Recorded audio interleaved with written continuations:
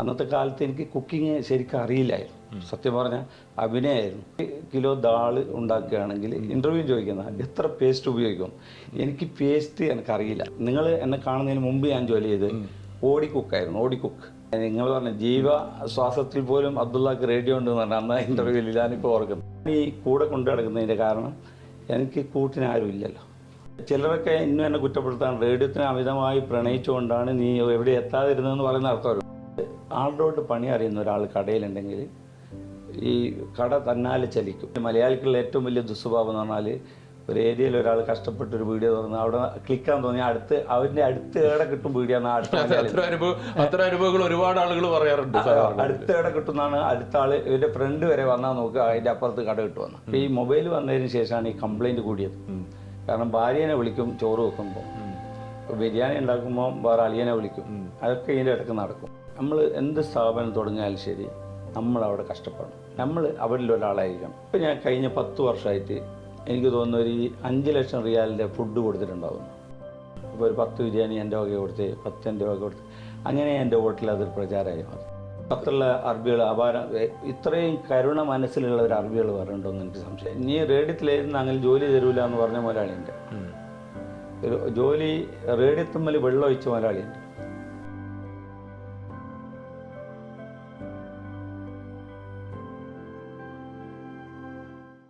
Abdullah കുയ്യലത്ത് ഒരു 4 പതിറ്റാണ്ട് നീണ്ട പ്രവാസ ജീവിതം. അതിൽ എനിക്ക് തോന്നുന്നു വലിയൊരു ശതമാനവും റെസ്റ്റോറൻറ്റ് മേഖലയിലാണ്. അതുപോലെ തന്നെ സമൂഹ മാധ്യമങ്ങളിലൊക്കെ വളരെ സജീവമാണ്.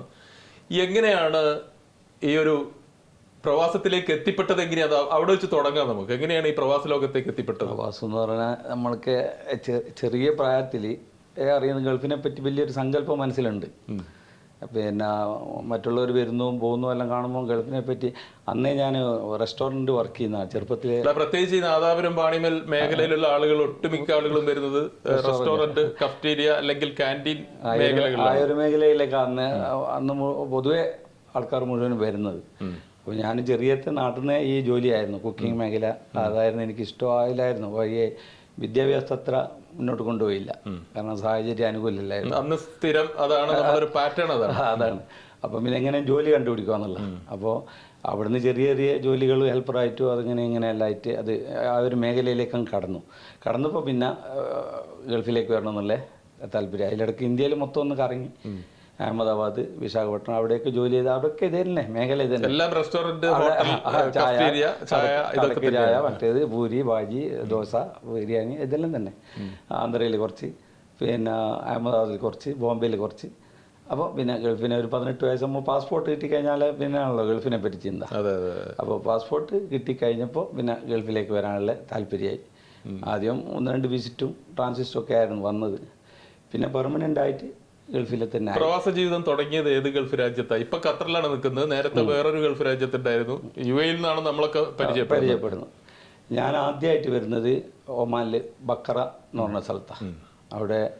അവിടെ വന്ന് റെസ്റ്റോറൻറ്റിലല്ല, അവിടെ വന്ന് ഒരു ഹാർഡ്വെയർ ഷോപ്പിലാണ്. അവിടെ 6 മാസമേ പോയിട്ടുള്ളൂ. പിന്നെ അപ്പോഴേക്ക് ഞാനും അറബിയായിട്ട് അകന്നു, അടിച്ചു പിരിഞ്ഞു. ജഗതി പറഞ്ഞ് അടിച്ചു പിരിഞ്ഞു. അപ്പം പിന്നെ അതിൽ ഞാൻ കുറേ സരസമായിട്ട് പറയേണ്ട കാര്യങ്ങളാണ്, അതുപോട്ടെ. അപ്പം പിന്നെ തിരിച്ചു പോയിട്ട് വീണ്ടും ഗൾഫിലേക്ക് തന്നെ വീണ്ടും വന്നു. അതേ മസ്കത്ത് തന്നെ ഒരു കമ്പനിയിൽ കുക്കായിട്ടാണ് വന്നത്. ബിൻ സാലിം എൻ്റർപ്രൈസസ് എന്ന് പറയും, വത്തയ്യൽ ഹോണ്ട ഷോറൂമിൻ്റെ ബേക്കിലായിട്ട് ഒരു അക്കൗണ്ടേഷൻ. അവിടെ 4 വർഷം കുക്കായിട്ട് സ്റ്റാഫിന് കുക്കായിട്ട് ജോലി ചെയ്തു. അതൊക്കെ അന്നത്തെ കാലത്ത് എനിക്ക് കുക്കിംഗ് ശരിക്കും അറിയില്ലായിരുന്നു. സത്യം പറഞ്ഞാൽ അഭിനയമായിരുന്നു അന്ന്. അതൊക്കെ എത്ര വർഷമായി കുക്കിംഗ് മേഖലയിൽ ജോലി ചെയ്യാൻ തുടങ്ങിയിട്ട്? ഇപ്പോൾ ഒരു 40-45 വർഷമായി. അപ്പോൾ അന്നത്തെ അതൊന്നും എടുത്തു പറയണം ആ കമ്പനിയിൽ കാര്യം. കാരണം അവർ വെജിറ്റേറിയനാണ് കൂടുതലും. എൻ്റെ ഭാഗത്ത് വെജിറ്റേറിയൻ കുറവാണ്. മുസ്ലിം ഇറച്ചി കൊണ്ടുള്ള കളിയാണ്, മാംസം കൊണ്ടുള്ള കളിയാണ്. അപ്പോൾ ഇവരെന്നെ ഇൻ്റർവ്യൂവിന് ഫസ്റ്റ് വിളിച്ചിട്ട് ചോദിക്കുന്നത്, പിന്നെ 1 കിലോ ദാൾ ഉണ്ടാക്കുകയാണെങ്കിൽ ഇൻ്റർവ്യൂ ചോദിക്കുന്ന എത്ര പേസ്റ്റ് ഉപയോഗിക്കും, എനിക്ക് പേസ്റ്റ് എനിക്കറിയില്ല. അതായത് 1 കിലോ പരിപ്പിന് എത്ര ടൊമാറ്റോ പേസ്റ്റ് ഉപയോഗിക്കും, അതാണ് ഇൻ്റർവ്യൂവിൽ ചോദിക്കുന്നത്. അപ്പോൾ എനിക്ക് സത്യത്തിൽ ഈ പേസ്റ്റ് അറിയില്ല. എന്നല്ല, ഈ ഗൾഫിലെ സാധനങ്ങളൊന്നും മുഴുവൻ അറിയില്ല, ടൂത്ത് മാത്രമേ അറിയുള്ളൂ. അപ്പോൾ ഞാൻ പറഞ്ഞു എനിക്ക് ദാളിന് പേസ്റ്റ് വേണ്ടെന്ന് വെറുതെ അങ്ങ് പറഞ്ഞാൽ ഞാൻ പാസ്സായി. 2-3 വേറെ കുറച്ച് ആൾക്കാരുണ്ടായിരുന്നു, പക്ഷെ പാസ്സായത് ഞാനാണ്. എന്തോ എൻ്റെ ഭാഗ്യം. പക്ഷെ ഞാനവിടെ ജോലി ചെയ്തു. 10-40 ഐറ്റംസ് പരിപ്പുകൾ ഞാൻ എൻ്റെ ലൈഫിൽ ആദ്യമായിട്ട് കാണും. കണ്ണുള്ളത്, കണ്ണില്ലാത്തത്, വളഞ്ഞത്, തിരിഞ്ഞത്, പല മോഡലുള്ള പരിപ്പുകളായാലും മേടിച്ചുകൊണ്ടാച്ചു. അപ്പം ഞാൻ എന്നെ കൊണ്ട് കഴിയുമ്പോൾ ഒന്നിന് ആ മോഡൽ, ഈ മോഡൽ, പല മോഡലോ പല കളറിലൊക്കെ ആക്കി ഞാൻ ഉണ്ടാക്കാൻ തുടങ്ങി. പക്ഷെ സംഗതി ക്ലിക്കല്ല. പക്ഷെ അവരൊന്നും പറയുന്നില്ല. അപ്പോൾ ഒരു ദിവസം ഞാൻ ഇതിൻ്റെ സൂപ്പർവൈസറുണ്ട്, പുള്ളിയോട് ഞാൻ പറഞ്ഞു ഇങ്ങനെ എന്തോ ഒരു ഫീലിംഗ് പറഞ്ഞപ്പോൾ എന്നോട് പറഞ്ഞു, അബ്ദുള്ള ഒരു കുക്കല്ല എന്ന് ഞങ്ങൾക്കറിയാം, ഫസ്റ്റ്ലി അറിയാം. നമ്മളെ കള്ളം പൊളിഞ്ഞു. കള്ളം പൊളിഞ്ഞല്ല, ഞാനിങ്ങനെ പിടിച്ചു നിന്നാ. അപ്പോൾ എന്നോട് പറയാം കുക്കല്ല എന്നല്ല ഞങ്ങൾക്കറിയാം, പക്ഷേ നിങ്ങൾ ആ പരിശ്രമവും ആ ആത്മാർത്ഥതയുണ്ടല്ലോ, ആ ജീവിക്കാനുള്ള ഒരു അതിജീവിക്കാനുള്ള ഒരു ത്വര നിങ്ങളെ മനസ്സിലുണ്ട്, അതിനെയാണ് ഞങ്ങൾ ബഹുമാനിക്കുന്നത്. ഏത് നാട്ടുകാരായിരുന്നു? അത് മദ്രാസ് തന്നെ പറയുന്നത്. മദ്രാസ് വിനോദ് സുന്ദർ രാജ എന്ന് പറയും. അമേരിക്ക പഠിച്ചിട്ട് വന്ന ആളാണ്, കമ്പനിയുടെ കാര്യമായ ഒരു പോസ്റ്റിലിരിക്കുന്ന ആളാണ്. അയാളാണ് ഇൻചാർജ്. അയാളാണ് എന്നോട് പറയുന്നത്. ഞാൻ ആകെ ഇങ്ങനെ അങ്ങ് നിന്നുപോയി. കാരണം അതുവരെ എനിക്ക് ഒരുപാട് അവിടെ ഞാനിങ്ങനെ വലിയ മേജറായിട്ട് നിൽക്കുക. ആ സമയത്താണ് ഇങ്ങനെ ഒരു ഡയലോഗ് അയാളായിരുന്നു വരുന്നത്. പക്ഷെ അന്ന് ഞാൻ എന്നെ ഉൾക്കൊണ്ടു. ഞാൻ പറയുന്നത് എനിക്ക് മനസ്സിലായി. സത്യത്തിൽ എൻ്റെ ഐറ്റംസൊന്നും അന്ന് ഐറ്റംസ് അല്ല. പക്ഷേ അവർ എൻ്റെ കഠിനമായ ഈ പ്രയത്നം കണ്ടിട്ട് എന്നെ അവിടെ നിലനിർത്തി. ലാസ്റ്റ് ഞാൻ പിരിഞ്ഞു പോയത്, അവരെന്നെ പിരിച്ചു വിട്ടിട്ടില്ല. റെസ്റ്റോറന്റ് മേഖലയിൽ നമുക്ക് കുറെ കാര്യങ്ങൾ പറയാനുണ്ട്. കാരണം എന്താ വെച്ചാൽ അത്തരം ആ ഫീൽഡിലൂടെ കടന്നു പോകുന്ന ഒരുപാട് ആളുകൾക്ക് ഉപകാരപ്പെടുന്ന കാര്യമായിരിക്കും. അതവിടെ നിൽക്കട്ടെ, നമുക്ക് മറ്റു കുറച്ച് കാര്യങ്ങൾ പറയേണ്ടതുണ്ട്. നമ്മൾ ആദ്യമായിട്ട് പരിചയപ്പെടുന്ന എനിക്ക് തോന്നുന്നു അന്ന് താങ്കൾ ഒരു റെസ്റ്റോറന്റ് തന്നെയാണ് ജോലി ചെയ്യുന്നത്, ജുമേറ ബീച്ച് റെസ്റ്റോറന്റ്. പക്ഷെ അക്കാലത്ത് എങ്ങനെയാണ് ഈ റേഡിയോ ഇത്തരം മീഡിയ ആളുകളൊക്കെ ഇട്ട് ഞാൻ തന്നെ ഏഷ്യാനെറ്റ് റേഡിയോയിൽ അന്ന് താങ്കളെ അഭിമുഖം നടത്തിയിട്ടുണ്ട്. അപ്പം പിന്നെ എങ്ങനെയാണ് ഈ റേഡിയോ, ടെലിവിഷൻ, ഈ അല്ലെങ്കിൽ ഇത്തരം ആളുകളൊക്കെ ആയിട്ട് എങ്ങനെയാണ് ഇത്രയും വലിയൊരു ആത്മബന്ധം ഇപ്പോഴും ആ ബന്ധം സൂക്ഷിക്കുന്നുണ്ടെന്ന് ഞാൻ മനസ്സിലാക്കി? അത് സത്യം. പക്ഷേ അത് പറയാന്ന് വെച്ചാൽ എനിക്ക് കലയോട് ഭയങ്കര താല്പര്യമാണ്. ഇപ്പം ഏത് തിരക്കിലും ഒരു എഴുത്ത് കിട്ടിയാൽ ഞാൻ വായിച്ച് തീർത്തിട്ട് അവിടെ നിന്ന് കടന്നു പോകും. വായന എന്ത് കിട്ടിയാലും വായിക്കും. അതിൽ ലിമിറ്റേഷൻ ഇല്ല, ഇന്നേത് പരിമിതിയാവുന്നില്ല. എന്ത് കിട്ടിയാലും അത് വായിച്ച് അവിടെ തീർത്തിട്ട് അങ്ങോട്ട് മുന്നോട്ട് പോകും. ഉദാഹരണത്തിന് ഓടയിൽ നിന്ന് പറയുന്ന ബുക്ക് എനിക്ക് വീണ് കിട്ടിയത് അത് വീണ് കിട്ടിയത് അങ്ങാടിയിൽ നിന്ന്, ഭൂമിയാർക്കൽ അങ്ങാടിൻ്റെ ഒരു സൈഡിൽ നിന്ന് കച്ചറയെന്നാണ് കിട്ടിയത്. വലിയൊരു ബുക്കായിരുന്നു, കുട്ടികൾക്ക് പഠിക്കാൻ വേണ്ടിയിട്ടുള്ളതാണ്. അത് വീട്ടിലെത്തുവാണെങ്കിൽ വായിച്ച് തീർത്തിട്ടാണ് ഞാൻ വീട് കയറിയത്. അത് എത്രയും പേജുണ്ട്. അങ്ങനെ വായനയോട് എനിക്ക് ഭയങ്കര ഇഷ്ടം. പിന്നെ എഴുത്തുകാരോട് അതിലേറെ ഇഷ്ടം. പിന്നെ കലാകാരന്മാരോട് മൊത്തത്തിൽ ഇഷ്ടമാണ്. അപ്പം ഞാൻ ഈ ദുബായിൽ ഞാൻ ഒരു സമയത്ത് ജോലി ചെയ്ത്, നിങ്ങൾ എന്നെ കാണുന്നതിന് മുമ്പ് ഞാൻ ജോലി ചെയ്ത് ഓടിക്കുക്കായിരുന്നു. ഓടിക്കുക്ക് എന്ന് പറഞ്ഞാൽ സൈക്കിളിൽ നിങ്ങളുടെ റൂമിൽ 2 ആക്കി വെക്കുക, വേറെ റൂമിൽ 5 ആക്കി വെക്കുക, വേറെ റൂമിൽ 8 ആക്കി വെക്കുക, അങ്ങനെ ഒരു 5-6 റൂമിൽ ഈ പോകുന്നിടത്തൊക്കെ ഒരു റേഡിയോ കൊണ്ടുപോകും. റേഡിയോ കൊണ്ടെടുക്കും. കാരണം റേഡിയോ ഭയങ്കര സജീവമായ ഒരു കാലം. നിങ്ങൾ പറഞ്ഞ ജീവശ്വാസത്തിൽ പോലും അബ്ദുള്ളക്ക് റേഡിയോ ഉണ്ടെന്ന് പറഞ്ഞാൽ അന്ന് ഇന്റർവ്യൂവിൽ ഞാനിപ്പോൾ ഓർക്കുന്നു. കാരണം ഞാൻ ഈ കൂടെ കൊണ്ടു നടക്കുന്നതിൻ്റെ കാരണം എനിക്ക് കൂട്ടിനാരും ഇല്ലല്ലോ. നമ്മളെ പ്രയാസങ്ങൾ പറയാനോ നമ്മളെ പ്രശ്നങ്ങൾ പറയാനോ ചർച്ച ചെയ്യാനോ അത് പരിഹരിക്കപ്പെടാനോ അതിനൊന്നും ഒരു വഴിയൊന്നുമില്ല. അപ്പോൾ ഇവരുമായിട്ട് അങ്ങ് കൂട്ടുകൂടി. എനിക്ക് ഓർമ്മയുണ്ട്, നമ്മളൊക്കെ റേഡിയോയിൽ പരിപാടി അവതരിപ്പിക്കുമ്പോൾ വളരെ സൂക്ഷ്മതയോടെ റേഡിയോ കേൾക്കുകയും അഭിപ്രായം പറയുകയും റേഡിയോയിൽ അപ്പം തന്നെ വിളിച്ച് കമന്റൊക്കെ പറയുന്ന ആളാണ്. അതൊക്കെ ചെയ്തതാണ്. അത് എൻ്റെ ജീവിതത്തിൽ അതൊരു ഭാഗമായിരുന്നു സത്യം പറയാന്ന് വെച്ചാൽ. പക്ഷേ ചിലരൊക്കെ ഇന്നും എന്നെ കുറ്റപ്പെടുത്താണ്, റേഡിയോത്തിന് അമിതമായി പ്രണയിച്ചുകൊണ്ടാണ് നീ എവിടെ എത്താതിരുന്നതെന്ന് പറയുന്ന ആൾക്കാരുണ്ട്. അങ്ങനെ ഒരു വിശ്വാസമൊന്നും എനിക്കില്ല. അതൊക്കെ അവരെ ഒരു ധാരണയാണ്. അങ്ങനെ ഇതൊന്നും ചെയ്യാത്തോലും എല്ലാവരും വിജയിച്ചോളൊന്നുമില്ല. എല്ലാവരും വിജയിച്ചവരും മാത്രമല്ല, വിജയിച്ചവരുടെ മാത്രമല്ല, അനുഭവങ്ങളും ജീവിതവും നമുക്ക് പറയാനുള്ളതും പങ്കുവെക്കാനുള്ളതും വിജയിച്ചവരുടേത് മാത്രമല്ലല്ലോ. അനുഭവങ്ങൾ പരാജയപ്പെട്ടവർക്കുണ്ടാകുക, വിജയിച്ചവരെക്കാളും കൂടുതൽ പരാജയപ്പെട്ടവർ. പക്ഷെ ഒരു അധ്വാനം ഇല്ലാതെ അല്ല വിജയിക്കുന്നത്. വിജയത്തിന് പിന്നിലും കഠിനാധ്വാനമുണ്ട്, പരാജയത്തിന് പിന്നിലും കഠിനാധ്വാനം. അനുഭവങ്ങൾ കൂടുതൽ പരാജയപ്പെട്ടവർക്ക് ഉണ്ടാകും. ഇപ്പൊ എന്നെ നിങ്ങൾ ഇന്റർവ്യൂവിന് എടുത്തപ്പോൾ ഞാനിങ്ങനെ ആലോചിക്കുന്നു, ഞാൻ വിജയിച്ച ആളൊന്നും അല്ലല്ലോ, സത്യത്തിൽ വിജയിച്ച ആളല്ല ഞാൻ. പക്ഷെ എനിക്ക് അനുഭവങ്ങൾ ഒത്തിരിയുണ്ട്. വിജയം എന്ന് പറയുന്നത് അതൊരു കമ്പയർ ചെയ്യേണ്ട ഒരു സാധനമാണ്. എന്താണ് വിജയം എന്നുള്ളത് വലിയൊരു പ്രശ്നം തന്നെയാണ്. ഇപ്പം അബ്ദുല്ല വളരെ സജീവമായിട്ട് സമൂഹ മാധ്യമങ്ങളിൽ വളരെ സജീവമായിട്ടുണ്ട്. ഒരുവിധം മാധ്യമ പ്രവർത്തകരൊക്കെ ആയിട്ട് നല്ല അടുത്ത ബന്ധം പുലർത്തുന്നുണ്ട്. അതേസമയം ജീവിച്ചു പോകുന്നുണ്ട്, കുടുംബം പോറ്റുന്നുണ്ട്, കാര്യങ്ങളൊക്കെ ചെയ്യുന്നുണ്ട്. ഇതും വിജയമാണ്. അതൊരു വിജയം തന്നെ 2 തട്ടിലാക്കി നമ്മൾ തിരിച്ചാൽ, ഒന്ന് ആത്മീയം, ഒന്ന് ഭൗതികമാക്കുക. ആത്മീയത്തിൽ ഞാൻ വിജയിച്ചിരിക്കാം, എനിക്ക് പരാജയമൊന്നുമില്ല, ഞാൻ സന്തുഷ്ടനാണ്. എൻ്റെ കുടുംബകാര്യങ്ങൾ, എൻ്റെ മറ്റുള്ള എൻ്റെ ആവശ്യങ്ങളെല്ലാം സമയാസമയം അത് വിജയിച്ചുകൊണ്ട് ഇങ്ങനെ കടന്നു പോയിക്കൊണ്ട്. ദുബായിലെ ഈ റേഡിയോ കാലത്തേക്ക് വന്നാൽ കുറെ നമുക്കൊക്കെ ഒരുപാട് ഓർമ്മകൾ പങ്കുവെക്കാനുണ്ട്. ഈ ദുബായിലെ റേഡിയോ കാലം എങ്ങനെയാണ് ആദ്യമായിട്ട് റേഡിയോയിൽ വരുന്നതും കാര്യങ്ങൾ ചെയ്തത്? ഞാൻ പറഞ്ഞില്ല, അന്ന് 86 തോന്നുന്നുണ്ട്, 86 തോന്നുന്നുണ്ട്, 86 റേഡിയോ ഏഷ്യ സ്റ്റാർട്ട് ചെയ്ത് 83 86 ഞാൻ റേഡിയോ ഏഷ്യ ആയിട്ട് കേൾക്കാൻ തുടങ്ങിയത്. അന്ന് ഇന്നത്തെ ഈ വലിയ നടന്മാർ, ഞാൻ മെനഞ്ഞാന്ന് എഴുതിയ പോലെ ഇന്നത്തെ ഈ ഇവരെല്ലാം അന്ന് ഇന്ന് ഫേമസ് ആക്കുന്ന അന്ന് ഈ റേഡിയോത്തിലായിരുന്നു. അപ്പോൾ പിന്നെ അങ്ങനെ ഇവർ പരിപാടി കേട്ട് കേട്ട് കേട്ട് എനിക്കൊരു എൻ്റെ മനസ്സിലൊരു തോന്നല് എഴുതിയാലോ. പക്ഷെ ഞാനൊരു 4ാം ക്ലാസ്സുകാരനാണ്. അപ്പോൾ ഞാൻ എഴുതിയാൽ ശരിയാവില്ല എന്നുള്ളൊരു തോന്നൽ എൻ്റെ മനസ്സിലുണ്ടായിരുന്നു. പക്ഷെ വരട്ടെ, അവർ കൂടുതൽ പ്രോത്സാഹനം തരികയാണ്. റേഡിയോത്തിൽ നിന്ന് പറയുന്നത് നിങ്ങൾ എഴുതിക്കോ, അക്ഷരങ്ങൾ നോക്കണ്ട, വിഷയങ്ങൾ നോക്കണ്ട, ഞങ്ങൾ അത് വേണ്ട പോലെ ചെയ്തു തരും. അങ്ങനെയാണ് എഴുതാൻ തുടങ്ങിയത്.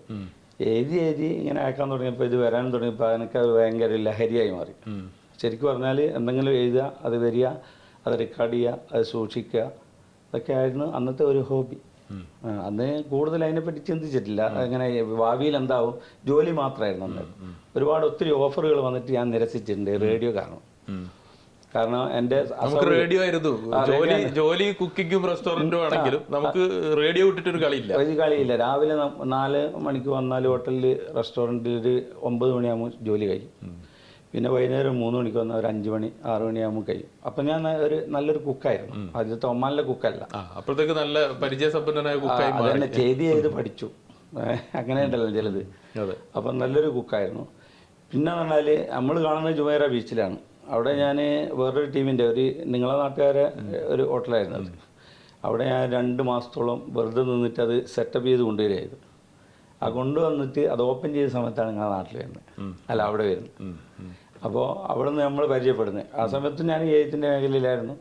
എനിക്ക് ആദ്യമായിട്ടൊരു സ്വർണം കിട്ടിയ എഴുത്ത് എഡിറ്റ് ചെയ്ത് തന്ന് അന്ന് അത് തിരുത്തിയൊക്കെ തന്നെ നിങ്ങളാണ് റേഡിയോയിലേക്ക് വേണ്ടിയിട്ട്. അല്ല, ഉമ്മൽക്കോയൻ റേഡിയോയിൽ അയച്ചത്. ആൽക്കാസ് ഒരു പവൻ തന്നത്, അത് ഞാൻ കൊണ്ടുവന്ന് 2-3 വരികൾ മാറ്റി, അതൊക്കെ ഞാൻ ഇന്നും ഓർക്കുന്നുണ്ട്. പിന്നെ എത്രത്തോളം ആ റേഡിയോ കാലം, അതിനോടുള്ള അടുപ്പം ഇപ്പോഴും എനിക്ക് തോന്നുന്നു റേഡിയോയിലൊക്കെ ജോലി ചെയ്ത പല ആളുകളും ഇട്ടും അബ്ദുള്ള ഇപ്പോഴും വളരെ സജീവമായിട്ട് ബന്ധപ്പെടാറുണ്ട്. പിന്നെ സോഷ്യൽ മീഡിയ വഴി ഇവരൊക്കെ ബന്ധപ്പെടാറുണ്ട്. KPK വിളിക്കാറുണ്ട്, നിസാർ സൈനയെ ബന്ധപ്പെട്ടിരുന്നു, ഇഷാം അടുക്ക് ബന്ധപ്പെടാറുണ്ട്, നിങ്ങളെ ഞാൻ വിളിക്കാറുണ്ട്.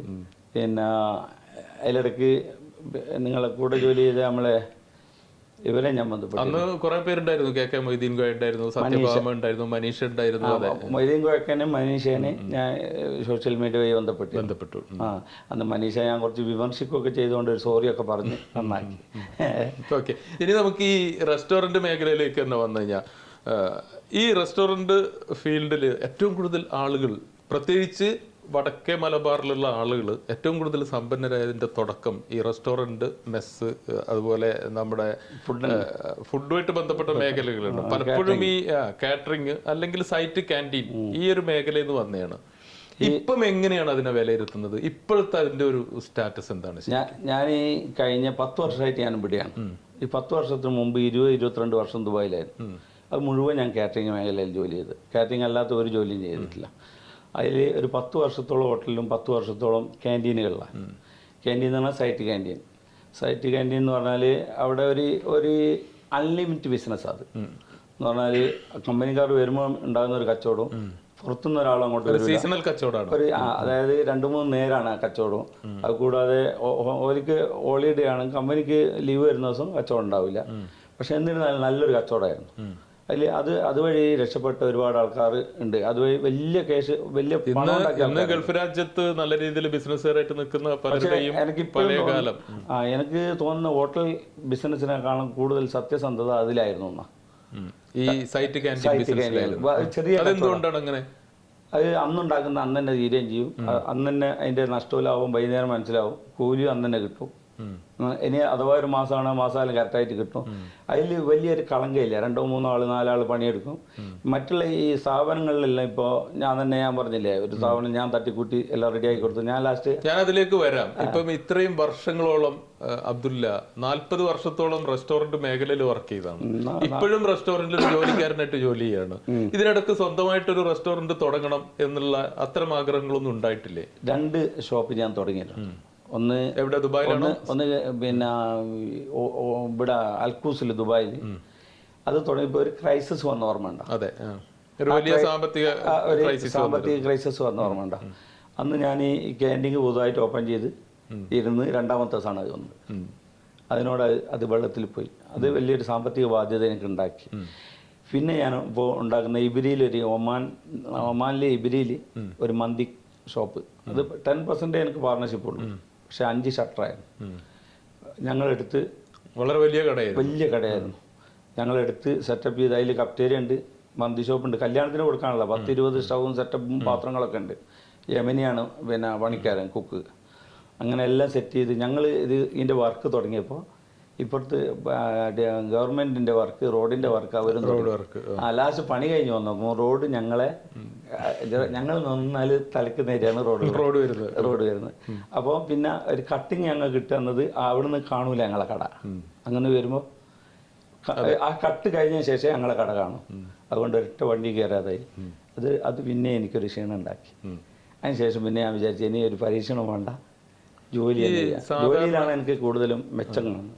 സാധാരണ പറയുന്നത് റെസ്റ്റോറന്റ് തുടങ്ങുന്ന ആളുകൾ റെസ്റ്റോറന്റിൽ നല്ലോണം ജോലി ചെയ്ത് പരിചയം ഉണ്ടാവണം. അതായത് കിച്ചണിൽ വരെ കയറി ഭക്ഷണം ഉണ്ടാക്കി പരിചയമുള്ളവർ തുടങ്ങിയാൽ രക്ഷപ്പെടും എന്ന് പറയാറുണ്ട്. അതിലൊരു സത്യമുണ്ട്. കാരണം നല്ലൊരു എക്സ്പീരിയൻസ് ഉള്ള ആളുടെ കൊണ്ട് പണി അറിയാവുന്ന ഒരാൾ.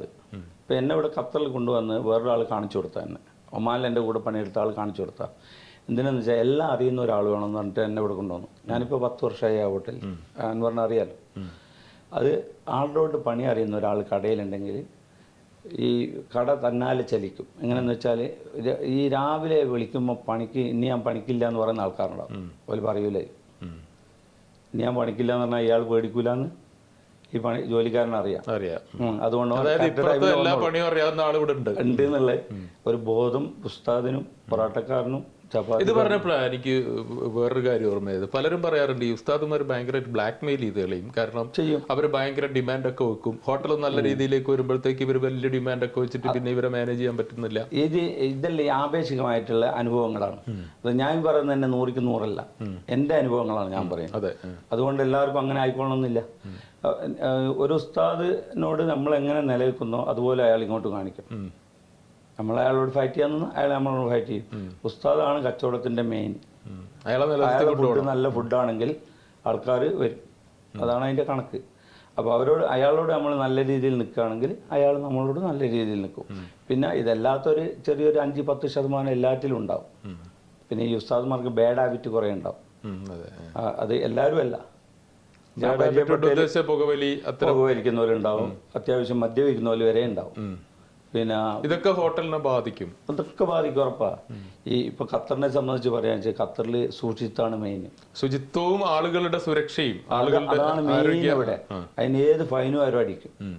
നമ്മൾ എത്ര ശ്രദ്ധിച്ചാലും വളരെ ശ്രദ്ധിക്കണം നമ്മൾ, ഇല്ലെങ്കിൽ നിലനിൽക്കാൻ പാടാ. ഇവിടെ അധികം കട പൂട്ടിപ്പോകുന്നത് ബലതിയാണ് കൂട്ടിക്കുന്നത്. എന്തുകൊണ്ടെന്ന് വെച്ചാൽ കൃത്യമായ മാനദണ്ഡങ്ങൾ പാലിക്കാത്തതുകൊണ്ട്. അവർ ക്ലാസ് തരും, നമുക്ക് കൊണ്ടുപോയിട്ട് ക്ലാസ് തരുന്ന എങ്ങനെ ചെയ്യണം, എന്തുണ്ടാക്കണം, എങ്ങനെ കുക്ക് ചെയ്യണം, എവിടെ വെക്കണം, അതിനെല്ലാം നിയമങ്ങളുണ്ട് ഇവിടെ. ഈ ഉസ്താദിനെ കൊണ്ട് പറഞ്ഞതുപോലെ തന്നെ ഉസ്താദ് നമ്മൾ ഉദ്ദേശിക്കുന്ന ഹോട്ടലിന്റെ മെയിൻ ഷെഫാണ്. അതുപോലെ വേറെ എന്തൊക്കെ വെല്ലുവിളികളാണ് ഈ റെസ്റ്റോറന്റ് മേഖലയിൽ? ഒരു റെസ്റ്റോറന്റ് നടത്തിക്കൊണ്ടുപോകാന്ന് പറയുന്ന ചെറിയ പ്രശ്നമൊന്നുമല്ല. അത് നല്ല കഴിവുള്ള ആൾക്കാർ നടത്തിക്കൊണ്ടുപോകാൻ പറ്റും. അത് ഞാൻ നടത്തുന്നതുകൊണ്ടല്ല ഞാൻ പറയുന്നത്. പലയാതി പ്രശ്നങ്ങളുണ്ടാവും. നമ്മൾ കടയിൽ വരുമ്പോൾ രാവിലെ ഇപ്പോൾ 8 ആൾ ജോലിക്ക് വരണേ ചിലപ്പോൾ 2 ആളുണ്ടാവില്ല. 2 ആൾ ഇന്ന് എനിക്ക് സുഖമില്ല, വേറൊന്നും പറയും ഞാൻ നാട്ടിൽ പോകണം. ഈ ലിമിറ്റഡ് വിസ ആയതുകൊണ്ട് നമുക്ക് അങ്ങനെ പെട്ടെന്ന് ഒരാളെ വിടാനും പെട്ടെന്ന് ഒരാളെ എടുക്കാനും പറ്റില്ല. അപ്പോൾ ഇതെല്ലാം കണ്ടറിഞ്ഞ് നമ്മൾ അഡ്ജസ്റ്റ് ചെയ്തിട്ടാണ് നാട്ടിലൊക്കെ പറഞ്ഞേക്കുക ആൾക്കാരെ. നീ വന്നിട്ട് അവൻ പോകണം, അവൻ വന്നിട്ട് പോകണം, അങ്ങനെയൊക്കെ ഉണ്ടാവും. അപ്പോൾ ഇതിനൊക്കെ എതിരെ നിൽക്കുന്ന ഈ പൊതുവായിട്ട് വരുന്ന കുട്ടികൾ ഇതിനൊക്കെ എതിരായിരിക്കും. പോലും ഇതൊന്നും സഹിക്കാൻ തയ്യാറില്ല. അതായത് പുതിയ ജനറേഷനിലെ കുട്ടികൾ ഒട്ടും ഇതൊന്നുമായിട്ട് മാനേജ് അവരുടെ സൗകര്യമാണ് അവരുടെ സൗകര്യം, അവർക്ക് ഫ്രീഡം. അവര് പിന്നെ എപ്പോഴും ഇപ്പം 90% ആൾക്കാരും ഫോണിലായിരിക്കും. അപ്പോൾ അതെല്ലാം ഇതിനെ ബാധിക്കും. ഇതൊക്കെ ഈ മാനേജ് ചെയ്യുന്ന ആൾക്ക് ഇതെല്ലാം ബാധിക്കും. അതുകൂടാതെ കറണ്ട് പോയാൽ പ്രശ്നമാണ്, വെള്ളം പോയാൽ പ്രശ്നമാണ്. ഇതൊന്നും പെട്ടെന്ന് ഇപ്പോൾ രാത്രി വെള്ളം പോയാലും കറണ്ട് പോയാലൊന്നും പെട്ടെന്ന് സെറ്റാക്കാനൊന്നും പറ്റില്ല. അതൊക്കെ ഒരു സ്ഥാപനം നടത്തിക്കൊണ്ട ഫുഡാണ്. ആ സമയത്ത് ചെയ്യേണ്ടത് ഇതിനൊക്കെ റൊട്ടേഷൻ ഉണ്ട്, സിസ്റ്റം ഉണ്ട്. ഇപ്പോൾ രാവിലെ ബിസിനസ് ചെയ്താൽ ഇന്നേ ചെയ്യണം, ഉച്ചയ്ക്ക് ചെയ്താൽ ഇന്നേ ചെയ്യണം, രാത്രി ഇത്ര കൂലി കൊടുക്കണം, ഇത്ര പേർക്ക് ഇത് ചെയ്യണം, ഇത്ര കമ്പനിക്ക് പൈസ കൊടുക്കണം, വാടക ഇത്ര ഡേറ്റിന് കൊടുക്കണം. ഇതിനൊക്കെ സിസ്റ്റമുണ്ട്. ഇതൊക്കെ തെറ്റുമ്പോൾ ആകെ തലവേദനയാവും. പക്ഷേങ്കിലോ നല്ല ലാഭം കിട്ടുന്ന ഒരു മേഖലയാണ്. ഇതിനെക്കൊണ്ടാരും അങ്ങനെ നമ്മളിപ്പം കുറേ ആൾ പരാജയപ്പെട്ടു എന്ന് പറഞ്ഞാൽ അതിൻ്റെ ഇരട്ടി ആൾക്കാർ വിജയിച്ച മേഖലയാണ്. പൊതുവേ മലബാറിൽ ഒട്ടുമിക്ക ആൾക്കാരും ചെയ്യുന്ന കച്ചവടം ഇത് തന്നെയാണ്. ഇപ്പോൾ വിജയമാണെന്ന് പറഞ്ഞു. ഇപ്പൊ തുടർച്ചയായിട്ട് റെസ്റ്റോറൻറ്റുകൾ തുടങ്ങിക്കൊണ്ടിരിക്കുന്നു, പൂട്ടിക്കൊണ്ടിരിക്കുന്നു. ഈ വിജയിക്കുന്നതും മുന്നോട്ട് പോകുന്നതും വളരെ കുറവാണ്. എന്നിട്ട് വീണ്ടും ആളുകൾ വീണ്ടും വലിയ പൈസ ഇൻവെസ്റ്റ് ചെയ്യാൻ ആൾക്കാർ റെഡിയാണ്. എന്തുകൊണ്ടാണ് അങ്ങനെ സംഭവിക്കുന്നത്? അതെന്താണ് അതിന്റെ ഒരു ഇത് കാര്യം നമുക്ക് ഇതുവരെ പിടിയിട്ടിട്ടില്ല. എന്തായിരിക്കും ഇതിന്റെ ഒരു സൈക്കോളജി? ദൂരെ നോക്കി കാണുന്നതിന് ഏറ്റവും ഈസിയുള്ള ബിസിനസ്സാണ് റെസ്റ്റോറൻറ്റ്. വിചാരിക്കും പെട്ടെന്ന് തുറന്ന് മറ്റപ്പുറത്തൊരു ഇപ്പോൾ ഒരു ഏരിയയിൽ മലയാളിക്കുള്ള ഏറ്റവും വലിയ ദുസ്വഭാവം എന്ന് പറഞ്ഞാൽ ഒരു ഏരിയയിൽ ഒരാൾ കഷ്ടപ്പെട്ടൊരു വീഡിയോ തുറന്ന് അവിടെ ക്ലിക്കാൻ തോന്നി അവരുടെ അടുത്ത് ഏടെ കിട്ടും വീഡിയോ അത്ര അനുഭവങ്ങൾ ഒരുപാട് ആളുകൾ പറയാറുണ്ട്. അടുത്ത ഏടെ കിട്ടുന്നതാണ് അടുത്ത ആള് ഇവരുടെ ഫ്രണ്ട് വരെ വന്നാൽ നോക്കുക അതിന്റെ അപ്പുറത്ത് കട കിട്ടുമെന്ന്. എന്താണ് ആ ഏരിയ ക്ലിക്കാന്ന് വിചാരിച്ചിട്ടാണ്. പക്ഷെ അത് വരുമ്പോൾ ഡിവൈഡ് ചെയ്യായിരുന്നു. ഇവിടുത്തെ ബിസിനസ് കൂടി അടുത്തേക്ക് പോയി രണ്ടും കൂടി പരാജയപ്പെടുന്ന രീതിയിലേക്ക് രണ്ടും പൂട്ടും. പക്ഷെ ഇത് ഈ പൈസ ഇൻവെസ്റ്റ് ചെയ്യുന്ന പോലെ വിചാരിക്കുന്നത് ഇത് പിന്നെ പെട്ടെന്ന് പൈസ തിരിച്ചു പിടിക്കാമെന്നാണ്. പക്ഷേ ഇതൊക്കെ ഒരു ഭാഗ്യമാണ്. ഇതിൻ്റെ ഒരു 90% ഭാഗ്യമാണ്. എല്ലാ പിന്നെ നമുക്ക് മുൻകൂട്ടി നിശ്ചയിക്കാനൊന്നും പറ്റില്ല. അല്ലെങ്കിൽ തന്നെ കച്ചവടം അങ്ങനെയാണല്ലോ.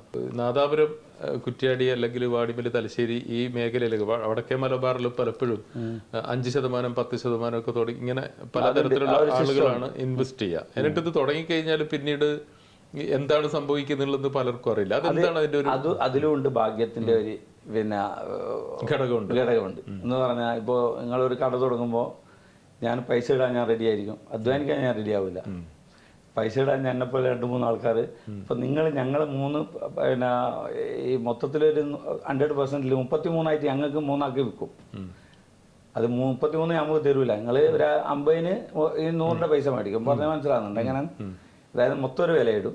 ആ വില ഞങ്ങളോട് പാർട്ട്ണർഷിപ്പായിട്ട് മേടിക്കും. നിങ്ങൾ ആ ഷോപ്പ് തുടങ്ങും. തുടങ്ങിക്കഴിഞ്ഞാൽ ഞങ്ങളവിടെ വരില്ല. കാരണം ഞങ്ങൾ ജോലിയുള്ള ആൾക്കാർ, നമുക്ക് ഈ ഫീൽഡുമായിട്ട് ബന്ധമില്ല. അപ്പൊ നിങ്ങളത് തുടർന്ന് അത് വിജയമാണെങ്കിൽ ഇങ്ങനെ നമ്മളെ കറക്റ്റ് പൈസ തന്ന പൈസ ഇങ്ങനെ തിരിച്ചു തരും. ശരി, വിജയമാണെങ്കിൽ അത് വിജയിച്ച് മുന്നോട്ട് പോകുമ്പോൾ അപ്പം വാക്ക് മാറും. മുടക്കിയ പൈസ തിരിച്ചു കൊടുക്കും. മുടക്കിയ പൈസ അങ്ങ് തരും. ഒരു വായ്പയായിട്ട് കരുതിയിട്ട് അതുപോലെ പറഞ്ഞിട്ട് ഇങ്ങനെ തരും. ഇനി അത് പരാജയത്തിലാണെങ്കിൽ നമ്മളെ പാർട്ണർഷിപ്പ് എപ്പോൾ ഉണ്ടാവും അവിടെ. 100% അല്ല. അതായത് പരാജയപ്പെട്ടാൽ പാർട്ണർഷിപ്പ് ഉണ്ടാവും, വിജയിച്ചാൽ പാർട്ണർഷിപ്പ് ഉണ്ടാവില്ല. അത് എനിക്കറിയാവുന്ന 3-4 കേസുകൾ വൻ കോടീശ്വരന്മാരാണ് അങ്ങനെ ചെയ്ത ആൾക്കാർ. അവർക്ക് നല്ല ബിസിനസ് കിട്ടി. എനിക്കറിയാവുന്ന 3-4 കേസുണ്ട്. എല്ലാവരും അങ്ങനെയാണെന്നല്ല, അങ്ങനെ നമുക്ക് പറയാൻ പറ്റില്ല. പക്ഷെ അതൊരു ട്രെൻഡായിട്ട് നിലനിൽക്കുന്ന മെയിൻ ചീറ്റിംഗ് ആണ്. ഈ മേഖലയിൽ ഇത്തരത്തിലുള്ള പല ചീറ്റിങ്ങുകളും വേറെ ഏതൊക്കെ രീതിയിലുള്ള ചീറ്റിംഗ് ആണ്. ഇതിപ്പോ ഓക്കെ പാർട്ണർഷിപ്പിൽ തുടങ്ങുന്നു, അത് വിജയിച്ചാല് വേറെ ചീറ്റിംഗ് എന്ന് പറഞ്ഞാല് ഇതിന്റെ സ്പോൺസറുമായിട്ട് ബന്ധം അയാൾക്കേ ഉണ്ടാവും. അതെ, ഈ റെസ്റ്റോറന്റ് നടത്തുന്ന ആൾക്കേ ഉണ്ടാവും. ഇവര് സ്പോൺസർ അറിയില്ല, കാണുകയില്ല, ബന്ധപ്പെടുകയില്ല. ഇനി ബന്ധപ്പെട്ടാൽ തന്നെ അങ്ങോട്ട് അടുപ്പിക്കുകയില്ല. നിങ്ങൾ ഇയാളെ കുട്ടി വന്നു പറയും. കാരണം അയാൾക്ക് വാടക കൊടുക്കുന്ന അയാളാണ്. അതെ, അപ്പൊ അവിടെ ഒന്നും നടക്കൂല. അതുകൊണ്ടാണ് പിന്നെ ഒന്നും മിണ്ടാതെ പോക്കാണ് നല്ലത്. അതുപോലെ ഈ ഭക്ഷണം ആളുകൾക്ക് ഇഷ്ടപ്പെടാത്തതിന്റെ പേരിൽ എന്തെങ്കിലും പ്രശ്നങ്ങളോ അങ്ങനെ എന്തെങ്കിലും ചെറുങ്ങനെ ഇടയ്ക്കെല്ലാം ഉണ്ടാവും. പക്ഷെ അത് നമ്മളൊരു റെസ്റ്റോറൻറ്റ് കൊടുക്കുന്ന ഫുഡിന് ഒരു ടേസ്റ്റ് ഉണ്ട്. ഏത് റെസ്റ്റോറൻറ്റിനും ഒരു ടേസ്റ്റ് ഉണ്ട്. അതേ ടേസ്റ്റ് തന്നെ അവിടെ കിട്ടുള്ളൂ. ഓരോ ഐറ്റംസിന് ആ ഒരു ടേസ്റ്റ് അയാൾ ഉണ്ടാക്കുന്നത് തന്നെ ആയിരിക്കും. അപ്പം അയാൾ മാറുമ്പോൾ അതിന് ടേസ്റ്റിന് ചെറിയൊരു മാറ്റമൊക്കെ വ്യത്യാസം വരും. പക്ഷെ അയാളെ ശ്രദ്ധ തെറ്റുമ്പോഴും ടേസ്റ്റിന് വ്യത്യാസം വരും. അന്ന് അവിടെ പ്രശ്നം ഉണ്ടാവും. പഴയത് തന്നെയായിരിക്കും. പക്ഷെ അയാളുടെ ശ്രദ്ധ മാറിയാൽ ഈ പലതരം കുക്കുമുണ്ട്. ഇപ്പം ഈ മൊബൈൽ വന്നതിന് ശേഷമാണ് ഈ കംപ്ലൈൻറ്റ് കൂടിയത്. കാരണം ഭാര്യനെ വിളിക്കും ചോറ് വെക്കുമ്പോൾ, ബിരിയാണി ഉണ്ടാക്കുമ്പോൾ വേറെ അളിയനെ വിളിക്കും, അതൊക്കെ ഇതിൻ്റെ ഇടയ്ക്ക് നടക്കും. ഈ ഭക്ഷണം ഉണ്ടാക്കുന്നതിന് ജോലി ഒരു ടൈം പാസും, ജോലി മൊബൈലിലും, വർക്ക് ഒരു ടൈം പാസും. ശമ്പളം കൃത്യമായിട്ട് കിട്ടിയാൽ ശമ്പളം കറക്റ്റായിട്ട് കിട്ടണം. അതെല്ലാവർക്കും ശമ്പളം പോലെ ഒരു ഡേറ്റ് ഉണ്ട്, ആ ഡേറ്റിന് കറക്റ്റിന് കിട്ടണം. ഈ നേരത്തെ പറഞ്ഞതുപോലെ ഈ പുതിയ കുട്ടികൾക്ക് ഈ മേഖലയിൽ ഇങ്ങനെ ഒരു പ്രശ്നമുണ്ടെന്ന് പറഞ്ഞല്ലോ. അതായത് അവർ ഒട്ടും ഈ ലീവിന്റെ കാര്യങ്ങൾ അല്ലെങ്കിൽ ഉൾക്കൊള്ളാൻ തയ്യാറാകുമ്പോൾ ഈ ഫീൽഡിൽ അത് വലിയൊരു പ്രശ്നമായി മാറില്ലേ ഭാവിയിൽ? മൊത്തത്തിൽ എൻ്റെ അഭിപ്രായത്തിൽ മൊത്തത്തിൽ സ്ഥാപനങ്ങൾ കുറയായിന്ന് കൂടുതലേ ഇന്ന്. ഇപ്പം മുക്കിനും തുറക്കുന്നുണ്ടെങ്കിലും അതുപോലെ തന്നെ പൂട്ടുന്നുണ്ട്. അതെ അതെ അതെ. അപ്പോൾ പൊതുവേ അത് മാത്രമല്ല, ഇപ്പം ജോലിക്കാർ ഇപ്പം ഖത്തറിൽ തന്നെ എടുത്തു നോക്ക്, കൂടുതൽ നേപ്പാളിയും ശ്രീലങ്കയൊക്കെ അല്ലേ. അതെ അതെ അതെ. ബംഗാളി, നേപ്പാളി, ശ്രീലങ്ക. എൻ്റെ കടയിൽ 3 നാട്ടുകാരുണ്ട്. മലയാളികൾ കുറഞ്ഞിട്ടുണ്ടോ ഈ ഫീൽഡിൽ ഇപ്പോൾ? തീർച്ചയായിട്ടും. കാരണം താല്പര്യം കുറവാണ് ചെറുപ്പക്കാർക്ക്. പിന്നെ എൻ്റെ ഭാഗത്തൊക്കെ ഉള്ളവർക്ക് ഇപ്പം നല്ല വിദ്യാഭ്യാസം. എല്ലാവരും അന്ന് പിന്നെ ഉപ്പ കൊണ്ട വെയിലാണ് എൻ്റെ തണലെന്ന് പറഞ്ഞ പോലെ ഉപ്പാറ് ഈ ജോലി ചെയ്തിട്ട് മക്കളെ പഠിപ്പിച്ചല്ലോ. അതുകൊണ്ട് എല്ലാവർക്കും ഒരു ഡിഗ്രി, ഒരു സാധാരണക്കാരൻ്റെ കയ്യിൽ ഒരു ഡിഗ്രി ഉണ്ടാവും. ഒരു ഡിഗ്രി ഉള്ള ഈ പണിക്ക് വരില്ല. ഇനി വന്നാൽ തന്നെ മജബൂറായിട്ട് കുറച്ച് 1-2 മാസം നിന്ന് ഒരു ജോലി തേടി എല്ലാം അങ്ങ് മാറിപ്പോകും. പിന്നെ ഈ ജോലിക്കൊരു ഇതുണ്ട് എന്ന് പറഞ്ഞാൽ, നമ്മൾ ഫസ്റ്റിൽ ആ ഹോട്ടലിൽ ജോലിക്ക് കയറി കഴിഞ്ഞാൽ പിന്നെ മരണം വരെ ആ ജോലിയായിരിക്കും. പിന്നെ അതിന് മാറ്റം ഉണ്ടാവില്ല. അതിനൊരു മാറ്റം, രക്ഷപ്പെടാൻ സാവൂല. അതിലങ്ങ് നമ്മൾ മിങ്കിളാം, അതങ്ങ് ചേരും എൻ്റെ കൂടെ. പിന്നെ ഈ ജയില് പോലെയാ. അതുകൊണ്ടാണോ പുതിയ തലമുറയിലെ കുട്ടികളൊന്നും ആ ഫീൽഡിൽ വരാത്തത്? എന്നോട് ഞങ്ങളെ കടയിൽ 1-2 ആൾ വിസ എടുത്ത് വന്നിട്ട് പറഞ്ഞു, ഞാൻ ഇവിടെ നിൽക്കില്ല, നിന്ന് കഴിഞ്ഞാൽ പിന്നെ ഞാൻ ഇവിടെ തന്നെ ആവുന്നതാണ്. ആജീവനാന്തം ഹോട്ടലിൽ ലൈസൻസ് എടുത്ത് ഞാൻ ഡ്രൈവ് ചെയ്യാം. ഈ പുതിയ റെസ്റ്റോറന്റ് അല്ലെങ്കിൽ ഹോട്ടലുകൾ ഇതൊക്കെ തുടങ്ങുന്ന ആളുകളോട് മൊത്തത്തിലായിട്ട് നിങ്ങളുടെ ഒരു 40 വർഷത്തെ എക്സ്പീരിയൻസ് ഉണ്ട്, പല തരത്തിലുള്ള എക്സ്പീരിയൻസ് ഉണ്ട്. എന്താണ് നിങ്ങൾക്ക് അവരോട് പറയാനുള്ളത് ശരിക്കും? എന്താണ് കുഴപ്പമൊന്നുമില്ല. ഞാൻ എല്ലാവരോടും പറയുന്നൊരു വാക്ക്, നമ്മൾ എന്ത് സ്ഥാപനം തുടങ്ങിയാലും ശരി, നമ്മൾ അവിടെ കഷ്ടപ്പെടണം. നമ്മൾ അവരിൽ ഒരാളായിരിക്കണം. മെയിൻ പ്രധാന സ്റ്റാഫുകളുടെ കൂട്ടത്തിൽ നമ്മളൊരു സ്റ്റാഫായിരിക്കണം, പൈസ മുടക്കിയാൽ. എന്നാൽ ആ സ്ഥാപനം വിജയിക്കും. പിന്നെ വിജയിക്കുന്നുണ്ട് എങ്ങനെ? 4, 5, 6, 8 എല്ലാം സ്ഥാപനം. അത് പണ്ടുണ്ടായിരുന്ന ആൾക്കാരെല്ലാം അങ്ങനെ തന്നെ. അതായത് ഒരു സ്ഥാപനത്തിൽ 10 പേര് ജോലി ചെയ്യുന്നുണ്ട്. 10 പേര് ശമ്പളം കൂടി 10,000, അന്ന് 15,000 ദിർഹംസ്. ദുബായിലാണുള്ള സമയത്ത് 15,000 ദിർഹംസ് എടുത്തിട്ട് അടുത്തൊരു കടക്ക് അരക്കൂറ് ഇടും. ഹാഫ് പാർട്ട്ണർഷിപ്പ് അവിടെ. അപ്പം അതിൻ്റെ അപ്പുറത്തൊന്ന് തുടങ്ങും. ഇവരോട് ശമ്പളം തരാമെന്ന് പറയും. എന്നിട്ട് ഇങ്ങനെ ഉരുട്ടിക്കൊണ്ടേ ഒരാൾ നാട്ടിൽ പോകുമ്പോൾ മോനിക്ക് ക്ലിയർ ചെയ്ത് കൊടുക്കും. പൈസ അവർ പറ്റിക്കൊന്നുമില്ല. പക്ഷെ ഇവരുടെ ശമ്പളം എടുത്തിട്ട് റോൾ ചെയ്യും. തരാന്ന് പറയും. ഇവരിങ്ങനെ വീട്ടിൽ നിന്ന് പറയുന്നത് ഇങ്ങനെ വിളിക്കുന്നെന്ന് പറഞ്ഞിട്ട് പ്രശ്നം ഉണ്ടാക്കും. ആ പ്രശ്നം ഉണ്ടാക്കി അങ്ങനെ നിൽക്കുമ്പോൾ ഇടയ്ക്ക് കുറച്ച് കൊടുക്കും, ഒന്ന് കൊടുക്കും. ലാസ്റ്റ് നാട്ടിൽ പോകുമ്പോൾ കണക്ക് ചെയ്തിട്ട് പൈസയും കൊടുക്കും. ചില ആൾക്കാർ, അന്നത്തെ മലയാളിമാർ നാട്ടിൽ പോകുമ്പോൾ ഞാൻ നാട്ടിൽ അയച്ചു തരാമെന്ന് പറയും. തൽക്കാലം ടിക്കറ്റ്, ഈ ഹോട്ടൽ മേഖലയിൽ ടിക്കറ്റും ലീവ് സാലറി അങ്ങനെയൊന്നുമില്ല. ഹോട്ടൽ മേഖലയിൽ എയർപോർട്ടിൽ വന്നാൽ ഡ്യൂട്ടി സ്റ്റാർട്ടായി. എങ്ങനെ ഇപ്പോൾ കടയിലെത്തലോടെ തിരിച്ച് എയർപോർട്ടിലേക്ക് പോകുമ്പോൾ വണ്ടി കയറൂലേ, അന്നാണ് പിന്നത്തെ ലീവ്. അതിലിടയ്ക്ക് ഒരു ലീവും കാര്യമോ ഇതൊന്നുമില്ല. ഞങ്ങൾക്കൊക്കെ 13 മണിക്കൂർ ഡ്യൂട്ടിയാണ്. ഇപ്പോഴും 13 മണിക്കൂർ ഡ്യൂട്ടിയാണ്. എൻ്റെ കടയിൽ എല്ലാവർക്കും 13 മണിക്കൂർ ഡ്യൂട്ടിയാണ്. അതിന് അനുസരിച്ചുള്ള വേതനം ഇവർക്ക് കിട്ടുന്നുണ്ടോ? വേതനം എന്ന് പറഞ്ഞാൽ ഇപ്പോൾ ഓരോരുത്തർ അംഗീകരിച്ചുകൊണ്ടല്ലേ അത് നിലനിൽക്കുന്നത്. അതായത് ഒരാൾ ഒരു ശമ്പളം, നമ്മൾ ഖത്തറിൽ പൊതുവെ ശമ്പളം കുറച്ച് കൂടുതലാണ്, ദുബായ് പോലെയല്ല. അതുപോലെ മറ്റൊരു കാര്യം ചോദിക്കാനുള്ളത്, പലപ്പോഴും പല ആളുകളിൽ നിന്ന് പറഞ്ഞു കേട്ടിട്ടുള്ളതാണ്. അതായത് അതിന് നമ്മുടെ നാട്ടിലെ പ്രയോഗം എന്ന് പറഞ്ഞാൽ അടിവലി നടക്കുന്നുണ്ടെന്നൊക്കെ പറയും. എന്താണ് അതിന്റെ ഒരു കാര്യം? എന്താ ശരിക്കും? അതും വേറൊരു വിഷയമാണത്. അതെന്ന് പറഞ്ഞാൽ ചിലപ്പോൾ മുതലാളി നടന്നു പോകുമ്പോൾ തൊഴിലാളി നാട്ടിൽ നിന്ന് കാറിൽ പോകുന്ന കാണലുണ്ട്. അതേ കടയിൽ ജോലി ചെയ്യുന്ന തൊഴിലാളി കാറിൽ പോകും, മുതലാളി സൈഡിൽ കൂടി നടന്നു പോകും. അങ്ങനെ സംഭവിക്കുന്ന ഒരു മേഖല. അത് എല്ലാവരുടെയും ഒന്നുമില്ല, ഉണ്ട്, ഇല്ലാത്തതല്ല. അടിവലി എന്ന് പറഞ്ഞാൽ ആസ്മ എന്നാ പറയാ. പയ്യന് വലിവുണ്ട് എന്ന് പറയും. വലിവുണ്ട് എന്ന് പറഞ്ഞാൽ പൈസ വലിക്കുന്നുണ്ടെന്ന് അർത്ഥം. അങ്ങനെ വലിച്ചിട്ട് ഒരുപാട് പിടിച്ച കേസുകളൊക്കെ എൻ്റെ അനുഭവത്തിലുണ്ടായിരുന്നു. ഇവിടെ മൊബൈൽ ഇങ്ങനെ വെച്ച് റെക്കോർഡ് ചെയ്തിട്ട് പറയിപ്പിച്ചൊക്കെ സംഭവം ഉണ്ടായിട്ടുണ്ട് എൻ്റെ അനുഭവത്തിൽ തന്നെ. പക്ഷെ എല്ലാവരും ഇപ്പം അങ്ങനെ അല്ല, അങ്ങനെ ആയിരിക്കില്ല ഒരിക്കലും. അങ്ങനെയുള്ള എത്തിക്സ് ഒന്നും ഇല്ലാത്ത ആളുകളും ഉണ്ടാവാം. പക്ഷെ ഈ കൂട്ടത്തിൽ അത്തരം ആൾക്കാരും ഉണ്ട്. ഇപ്പം 2 ദിവസം വന്ന് ജോലി ചെയ്ത് കിട്ടുന്നിടത്ത് പോകുന്ന ആൾക്കാരും ഉണ്ട്. ഇപ്പം നമ്മളിപ്പോൾ പെട്ടെന്ന് കഴിഞ്ഞാൽ പുറത്തുനിന്ന് ആളെ വിളിക്കും, ഒരു 2-3 ദിവസം ജോലി ചെയ്യും, റൂമിലുള്ള സാധനമൊക്കെ എടുത്ത് പോകുന്ന ആൾക്കാരും ഉണ്ട്. പിന്നെ അത് പോലീസ് കേസ് എന്ന് പറഞ്ഞ് പോകാൻ കഴിയില്ല എന്നിട്ട് അങ്ങനെ തള്ളി വിട്ടും. അങ്ങനെയൊക്കെ ഈ മേഖലയിൽ സ്വന്തം അനുഭവങ്ങൾ ഒരു പുസ്തകമാക്കി എഴുതിയിട്ടുണ്ട്. അതിനെക്കുറിച്ചൊന്ന് പറയാമോ? പുസ്തകം എന്ന് പറഞ്ഞാൽ ഞാനത് പുസ്തകമാക്കാൻ വേണ്ടി എഴുതിയല്ലായിരുന്നു. ദുബായിലുള്ള സമയത്ത് ഒരു റേഡിയത്തിന് വേണ്ടി എഴുതിയതാണ്. റേഡിയത്തിൽ ഞാൻ ഘട്ടം ഘട്ടമായിട്ട് എൻ്റെ അനുഭവങ്ങൾ ഇങ്ങനെ എഴുതി പോകുന്നതാണ്. അതിൽ കൂടുതൽ ഹോട്ടലാണ്. അപ്പോൾ ഹോട്ടലിലെ രസകരമായ സംഭവങ്ങളും പിന്നെ ഹോട്ടലിലെ അത്തരം രസകരമായ അനുഭവങ്ങൾ എന്തെങ്കിലും ഒന്ന് പറയാം ഹോട്ടലുമായിട്ട് ബന്ധപ്പെട്ടിട്ടുള്ള? ഹോട്ടലുമായിട്ട് ബന്ധപ്പെട്ട് എന്ന് പറഞ്ഞാൽ ഞാൻ ഈ തെർമത്തിൽ ഞാൻ ഒരു കഫ്റ്റേരിയയിൽ ജോലി ദുബായിൽ അല്ല മസ്കത്തിൽ തെർമത്ത്. അപ്പോൾ അവിടുന്ന് ഈ കടേൻ്റെ ഓണർ എന്നോട് ഒരു 3-4 പണിക്കാരെ വേണമെന്ന് പറഞ്ഞു. അപ്പോൾ ഞാൻ 2 നമ്പർ ഞാൻ മേടിച്ചു. മലപ്പുറത്തുള്ള 2 ടീമിന് കൊടുത്തു, 2 വിസ എടുക്കാൻ വേണ്ടി. അതിൽ 2 ആൾ വിസ എടുത്ത് അവിടെ ജോലിക്കും വന്നു. ഞാനും അവിടെ തന്നെ ജോലി ചെയ്യുന്നുണ്ട്. അപ്പോൾ ഞാൻ എൻ്റെ അനിയനും കൂടി പാർട്ണറായിരുന്നു ആ കടയ്ക്ക്. അപ്പോൾ ജോലി ചെയ്തുകൊണ്ടിരിക്കുമ്പോൾ അങ്ങനെ കുറച്ച് ദിവസം കഴിഞ്ഞ് ഞാൻ അവിടെ നിന്ന് പിരിഞ്ഞ് ഞാൻ എടുത്ത 2 വിസക്കാർ അവിടെയുണ്ട്. അപ്പോൾ 1-2 വർഷം കഴിഞ്ഞ് പിന്നെ ഒരു ദിവസം രാത്രി ഞാൻ ഉറങ്ങുമ്പോൾ എൻ്റെ വീട്ടിലൊരു ഫോണ്. അപ്പോൾ ഞാൻ ഫോണെടുത്ത് നോക്കുമ്പോൾ പറഞ്ഞു, ഞാൻ രാജീവ് എന്നാറ്റാ പറഞ്ഞു, CI ആണ്, പാലക്കാടാണ് വിളിക്കുന്നത്. ഞാൻ ചോദിച്ചു എന്താ? മസ്കത്ത് നിങ്ങളല്ലേ ഷോപ്പ്? ഞാൻ പറഞ്ഞല്ല, എൻ്റെ ഒരു സുഹൃത്തിൻ്റെ ആണ്. പിന്നെ നിങ്ങളവിടെ ജോലി ചെയ്ത് അവിടെ മുസ്തഫ എന്ന് പറയുന്ന ഒരാളുണ്ട്. ഞാൻ പറഞ്ഞാൽ ഉണ്ട്. അയാൾക്ക് വിസ കൊടുത്ത് നിങ്ങളല്ലേ? ഞാൻ പറഞ്ഞാൽ അയാളിപ്പോൾ എവിടെ ഉണ്ട്? ഞാൻ പറഞ്ഞാൽ അറിയില്ല. ഞാൻ മസ്കത്ത് ഇപ്പോൾ പോയിട്ട് 2 വർഷമായി. അവിടെ നിന്ന് ഒഴിവാക്കി പോകുന്നത്. ഞാൻ ഇപ്പോൾ വേറെ ജോലിയൊക്കെ വിട്ട് വന്നതിന് ശേഷമാണ് സംഭവം. അപ്പോൾ എന്നോട് പറഞ്ഞ് ശ്രീലങ്കയിലൊരു ചർച്ചിൽ ബോംബ് പൊട്ടിയിട്ടുണ്ട്, അതിൽ പിന്നെ ഇയാളെ സംശയിക്കുന്നുണ്ട്, ഇയാളെ വീട്. ഞാൻ ചോദിച്ചാൽ അയാളെ സംശയിക്കും. അയാൾ നോക്കുമ്പോൾ ഈ ഹോട്ടലിന് ചാറ്റ് ചെയ്തിട്ട് ശ്രീലങ്കയിലുള്ള ഒരു പെണ്ണുമായിട്ട് ലവ് ആയി. ഇയാൾ നാട്ടിൽ പോകുന്നതെന്ന് പറഞ്ഞിട്ട് ശ്രീലങ്കയിലേക്ക് ടിക്കറ്റ് എടുത്തിട്ട് അവിടത്തേക്ക് പോയി. ശ്രീലങ്കയിലേക്ക് പോയി. മലയാളി ശ്രീലങ്കയിൽ പോയതിൻ്റെ പിറ്റേന്നാണ് അവിടെ അത് സംഭവിച്ചത്. ബോംബ് പൊട്ട്. ഇതെല്ലാം കൂടി ഒന്നിച്ച് വന്നിട്ട് ആണ് എന്നെ വിളിക്കുന്നത്. ഞാൻ ഉടനെ ബോസിന് നമ്പർ കൊടുത്തു. അത് ഞാൻ എപ്പോഴും ഇങ്ങനെ ഓർത്തിച്ചിരിക്കും. അതുമായിട്ട് അവനൊന്നും ഒരു ബന്ധമില്ല. പക്ഷെ എല്ലാം കൂടി സാന്ദർഭികമായിട്ട് ഒത്തു വന്നതാ. സാന്ദർഭികമായിട്ട് ഇതെല്ലാം ഒത്തു വന്നപ്പോൾ അവനും പ്രതിയായി. ഇപ്പൊ എന്തായെന്ന് അറിയില്ല, പ്രതിയായോ.